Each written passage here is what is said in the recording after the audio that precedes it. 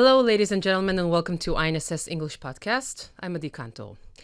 The military chief of Hamas, Mohammed Deif, was no doubt its most symbolic leader, who even reached the highest level of sainthood among his followers. On July 13th, in a combined operation between the IDF and the Israeli Security Service, an attempt was made to annihilate him in the city of Khan Yunis, located in the Gaza Strip.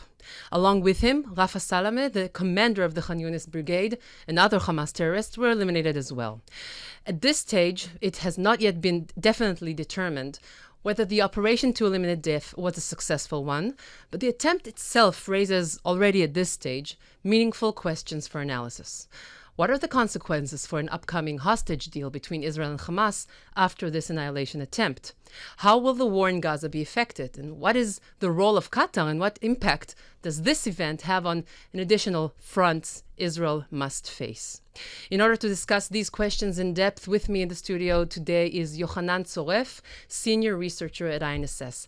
Among his distinguished careers, both in the Israeli military and in civilian fields, he served as head of the Palestinian-Arab Division in the Ministry of Intelligence and Strategy, and his areas of research are Israeli-Palestinian relations, Palestinian society, its connection to Israel and the settlements, as well as the Palestinian inter-organizational system. Yohanan, welcome to the show. Thank you so much for joining me today. Thank you. Well, thank you for having me here with you. Yohanan, can you please mark for our audience, first of all, the image of Deif, of Muhammad Deif, the central lines. Who is he? What were his roles in the movement? How did he become such a symbol? Because he really is an iconic symbol in the movement. And really, what is the secret behind this man? Yes.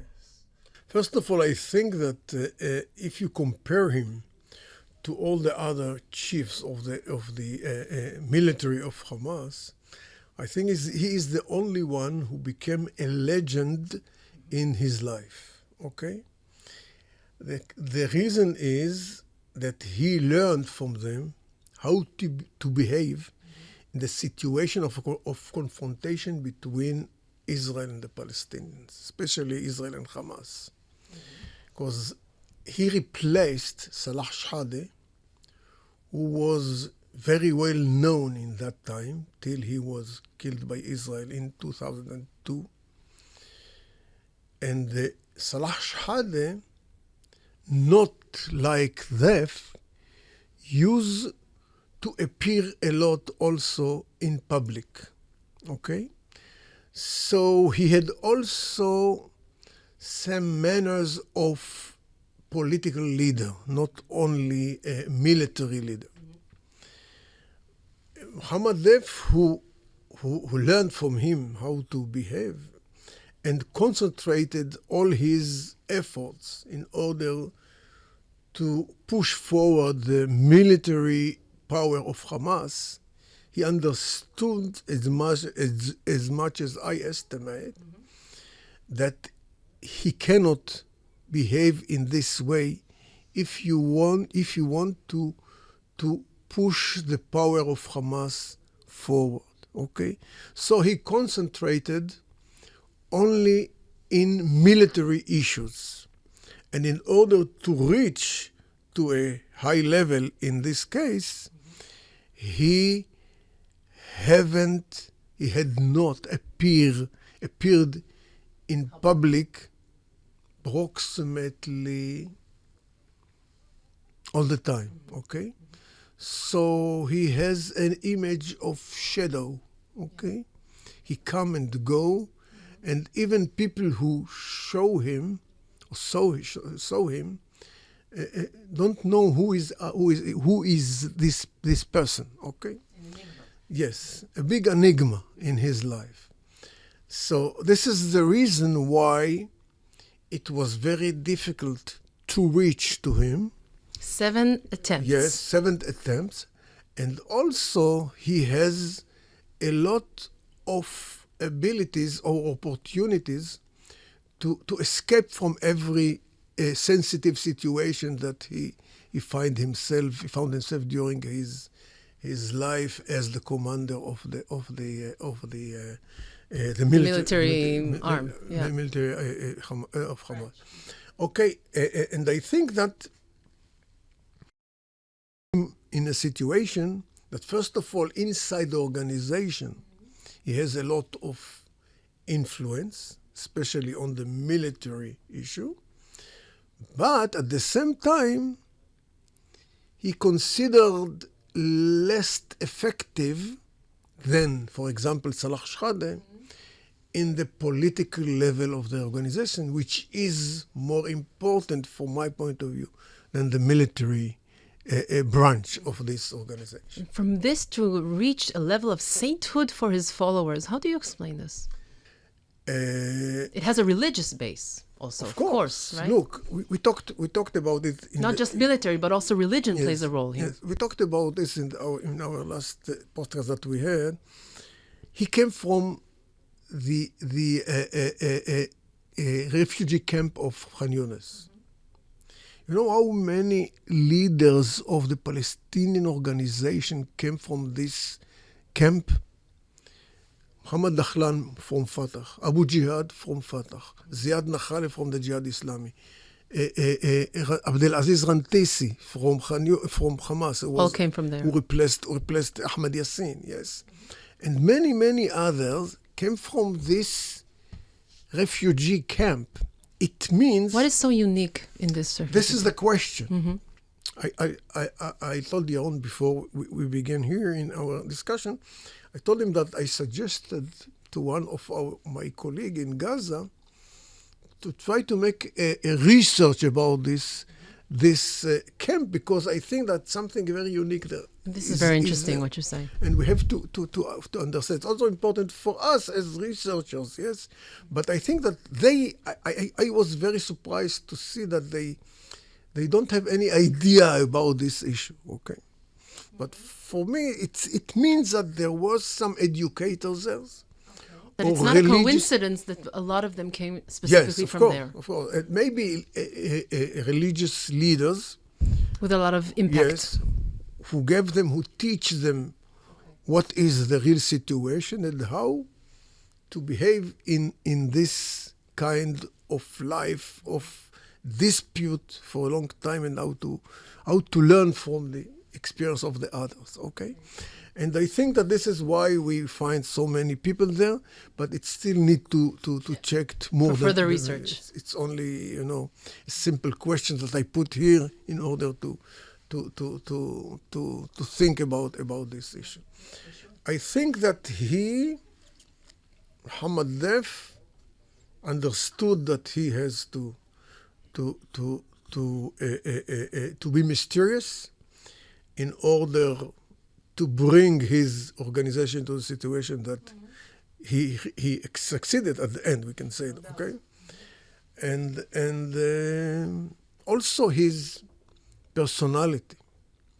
I spent my last days in trying to learn more about his characteristics. What can you tell us about And he, according to what they published about him, he has also manners of actor.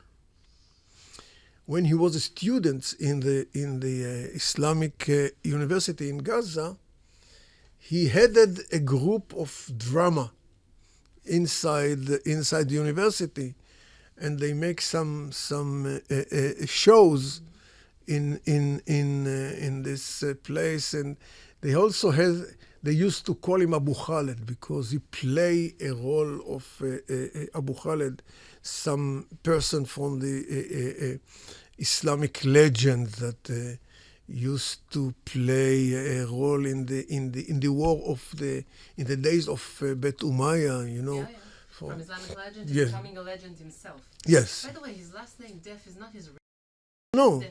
Deif in Arabic means guest. It means that you are coming and go. Nobody know when you are coming, when you are going. Okay.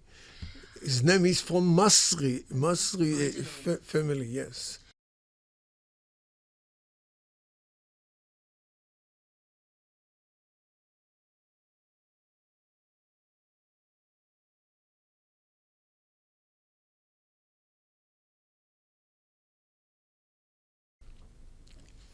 It's a wonderful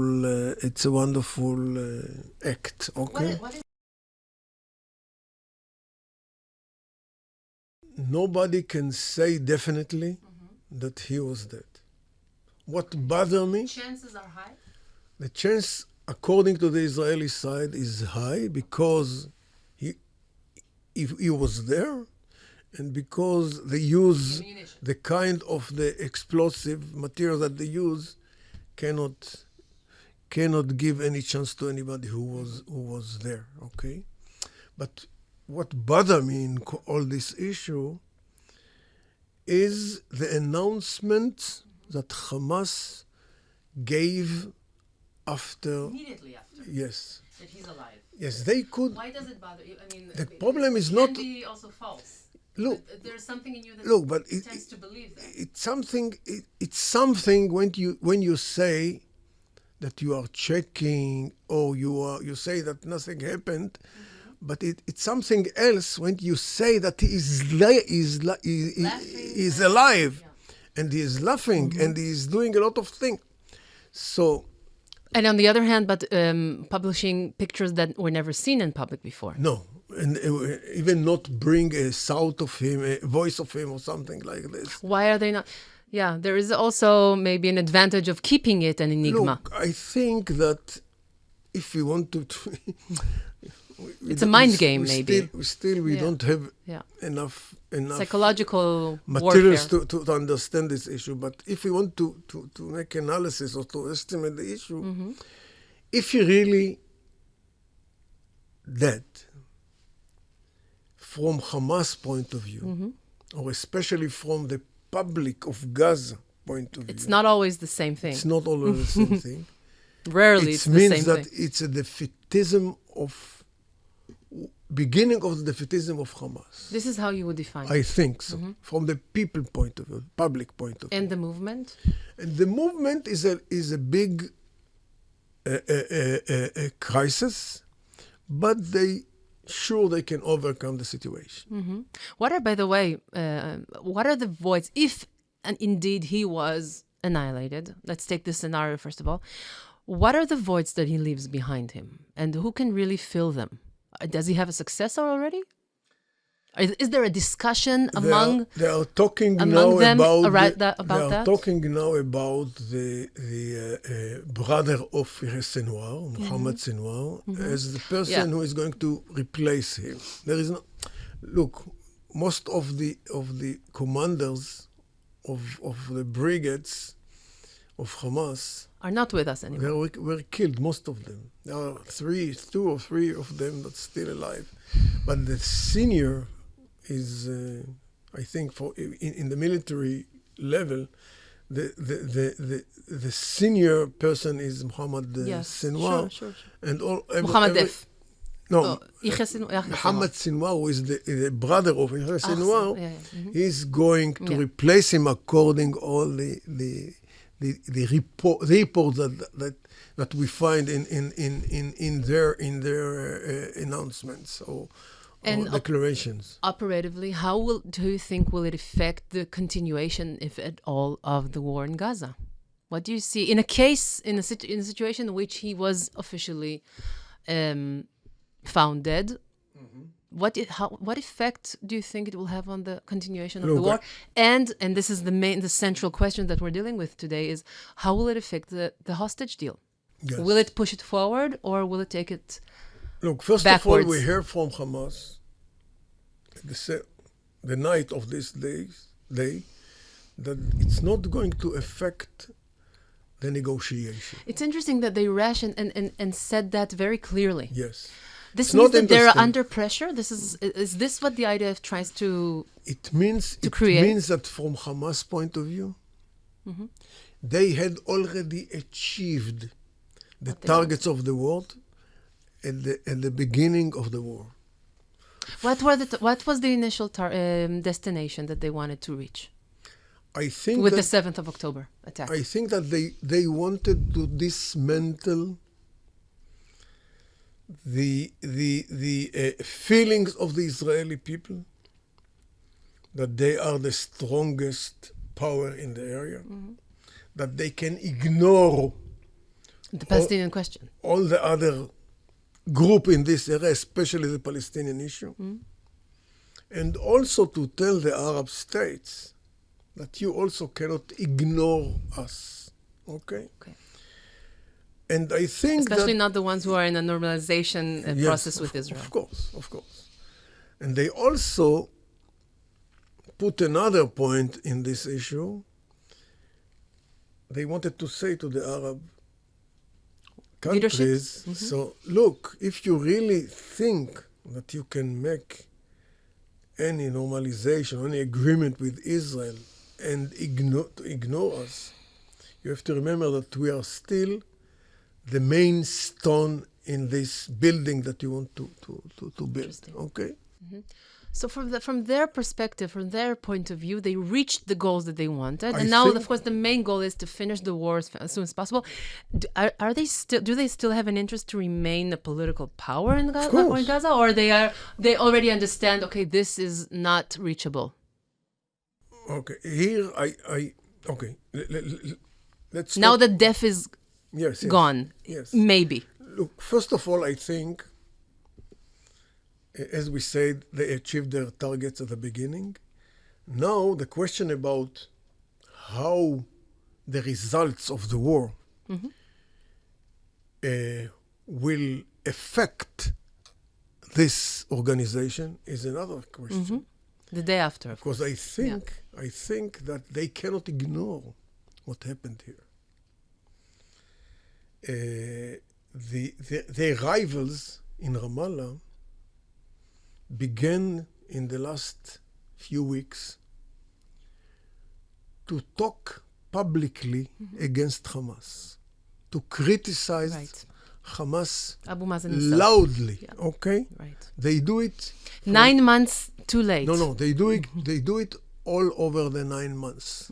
But it's not that. It's not in the front of the news. It's not public as it is in these days. Yeah, it surprised me also. So look, it's a very hard arguments that they used in their debates with Hamas. What made them do it now, Yohanan? Because they feel that the war is too long, the suffer is too big, and nothing achieved from the point of view of Hamas and his environment.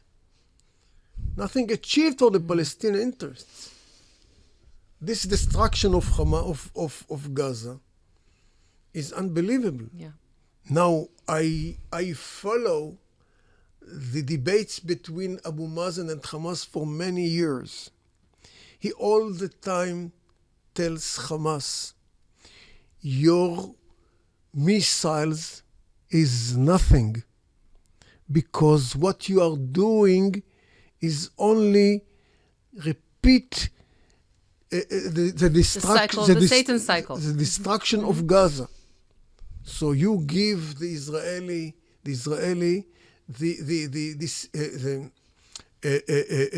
justification to continue destruction Gaza. What are you doing? It doesn't bring us to any good results. So now I think that he feels that he can do it loudly.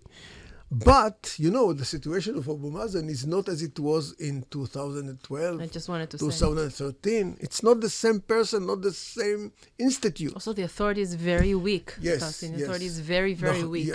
Yes. But I'm sure that after the war, the debate that will open inside the Palestinian arena will not let Hamas to escape from the responsibility for what happened here. Okay. So we have to see, to watch and to see how it's going to develop, how kind of Palestinian arena we'll see after it. And back to the hostage deal and the chances for a hostage deal, do you think this will enhance the talks or will cause regression? Or maybe we are talking on a short term and long term. Short term, we might see more aggression, but on the long term can be also a week or 2 weeks, not months. We can see maybe a change of discourse. What do you think? Where is it going? I think that the important step had already done by Hamas before the attack against Muhammad Deif. Which was its agreement to accept the change in their demands. Okay, at the beginning they said we want to stop the war in the beginning of the negotiation. Right. Yeah.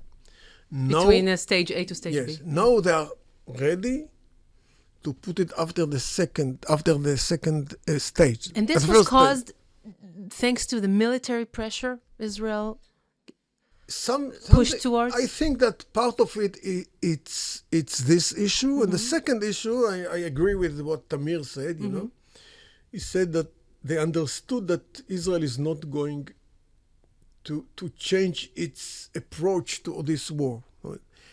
Principal lines. Yes, Yeah. Israel insists to continue even after the first stage or third stage. Okay, and maybe it's also part of the military pressure. Okay, you can't ignore it.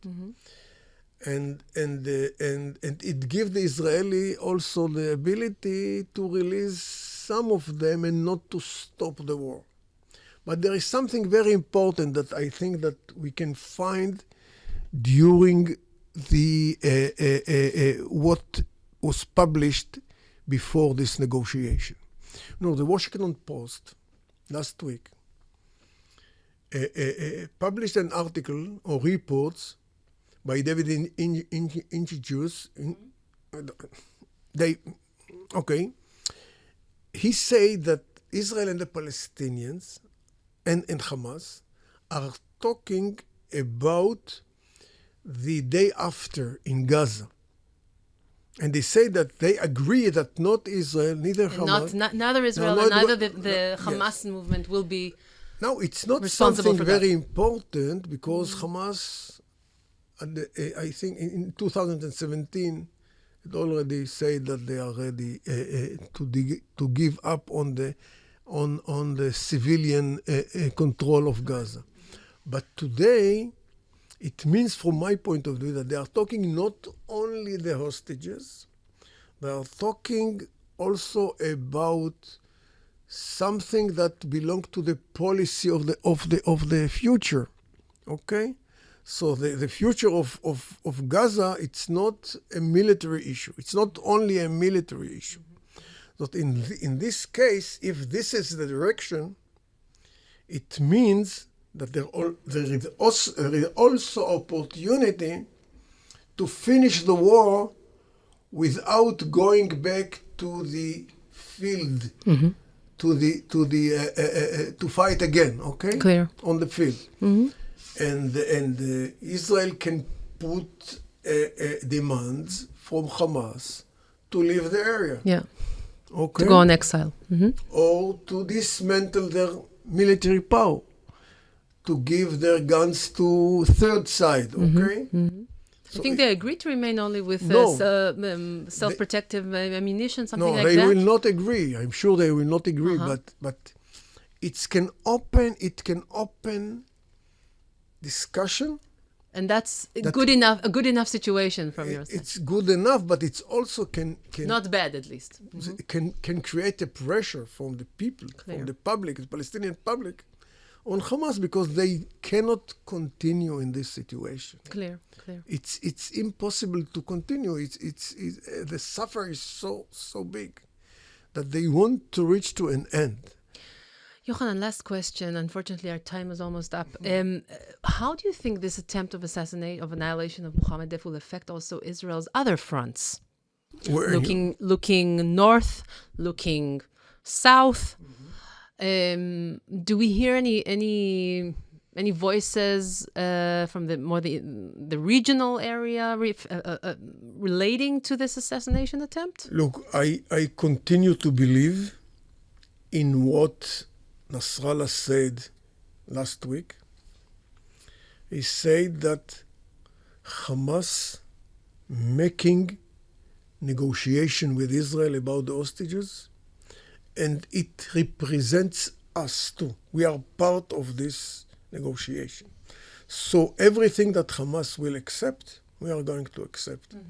So I think that the death of Deif, is not going to change this. Strategically, you don't see it as a big change in. I don't think so. in I the think game.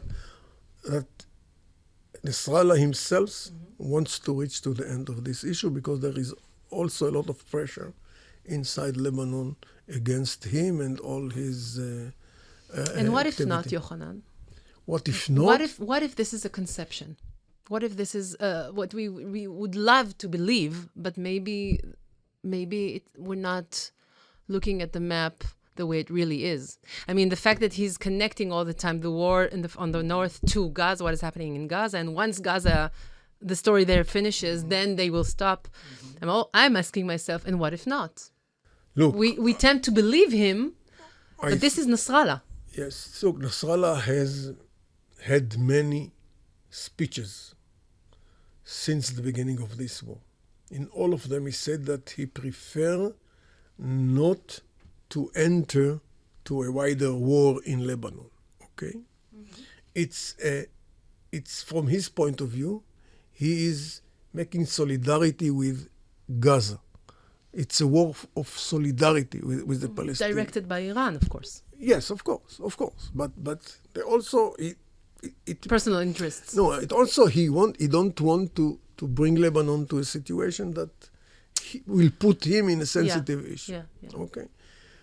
Now I think that he also looks to what happened in Gaza, the destruction in Gaza. Yes. And he doesn't want to reach to this situation.